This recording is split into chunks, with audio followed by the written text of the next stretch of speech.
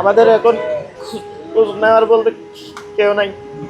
যেটা ছিল আপন বলতে একটা বোন ছিল, বড় বোন, এটাই আজকে মারা গেছে। টানা কয়েকদিনে ভারী বর্ষণের মধ্যে কক্সবাজার শহরের দরিয়ানগর এলাকায় পাহাড় ধসে মাটি চাপা পড়ে এক নারীর মৃত্যু হয়েছে।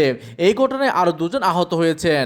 সোমবার 7 জুলাই দুপুর 1টার দিকে এই দুর্ঘটনা ঘটে। নিহত নারী হলেন দরিয়ানগরের বড়ছড়া এলাকার হামিদ মাঝির মেয়ে নাসিমা আক্তার লিমা।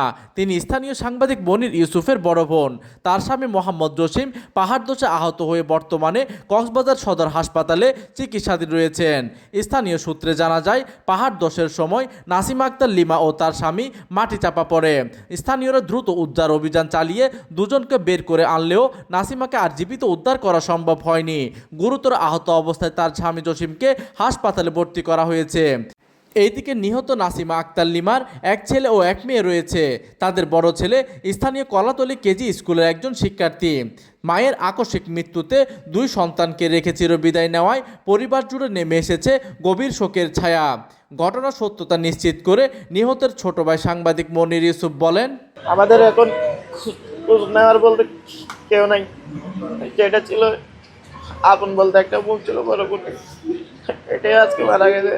ঝুঁকিপূর্ণ পাহাড়ি এলাকায় বসবাসকারীদের নিরাপত্তা নিশ্চিত করতে সংশ্লিষ্ট কর্তৃপক্ষ জরুরি পদক্ষেপ গ্রহণের দাবি জানিয়েছে স্থানীয়রা।